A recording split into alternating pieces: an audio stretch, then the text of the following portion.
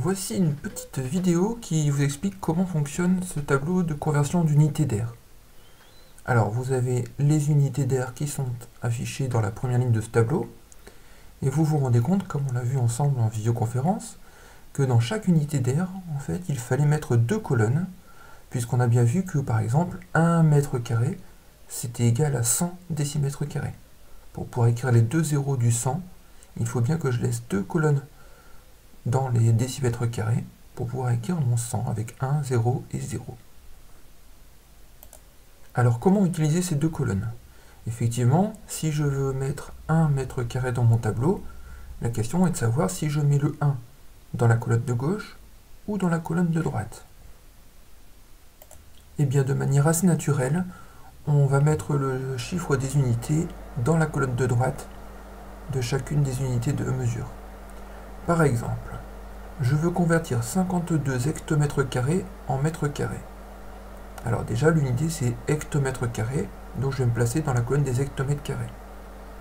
Puisque j'en veux 52, le chiffre des unités de 52, c'est bien le chiffre 2. Le chiffre 2, je vais le mettre dans la colonne coloriée des hectomètres carrés.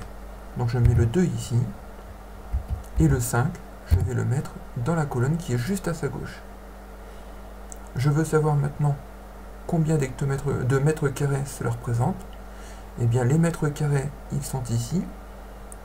Toujours pareil, dans les mètres carrés, c'est la colonne de droite qui va représenter le chiffre des unités.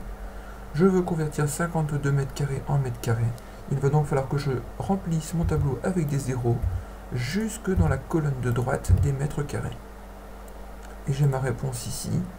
52 hectomètres carrés correspondent à 520 000 mètres carrés. On espace les chiffres pour faire des blocs de 3 pour que la lecture soit plus facile. J'ai bien 520 000 mètres carrés. Alors on va regarder l'exemple des 4 mm carrés. Toujours pareil, je regarde les millimètres carrés, je vais dans la colonne des millimètres carrés, dans la partie de droite, dans la colonne de droite, je vais mettre le chiffre des unités, c'est-à-dire 4.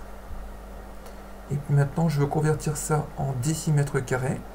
Les décimètres carrés sont ici, colonne de droite, je mets mon 0 dans les décimètres carrés, et je complète les zéros jusqu'au chiffre 4.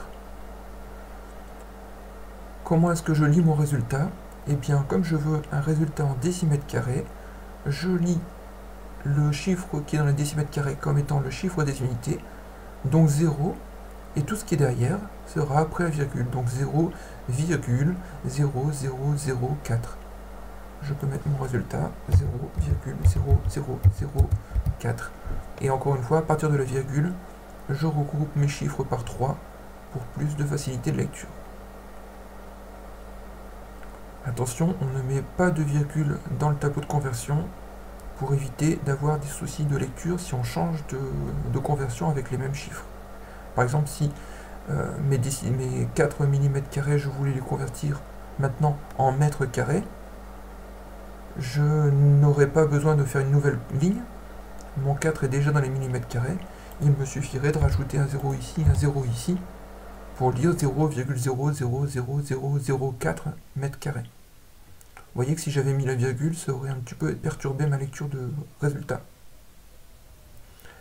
Alors enfin, quand le premier nombre, quand la première grandeur est exprimée avec un nombre décimal, comment est-ce que je vais faire?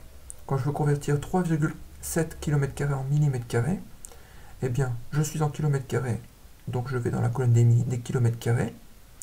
Et attention, ce n'est pas le 7 qu'on va mettre dans la colonne colorée, puisque je veux mettre le chiffre des unités dans cette colonne colorée. Le chiffre des unités de 3,7, c'est le chiffre qui est avant la virgule, c'est le 3. Donc dans cette colonne-ci, je vais mettre mon 3.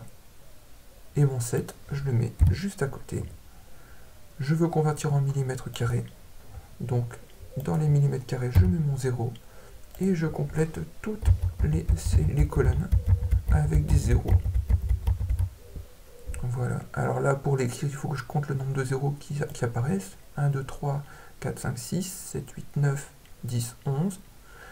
Donc, puisque je vais faire des blocs de 3, je vais mettre mon 3, le 700, Là, j'ai déjà mis 2 zéros, il me reste 9 à placer, donc 1, 2, 3, 4, 5, 6, 7, 8, 9.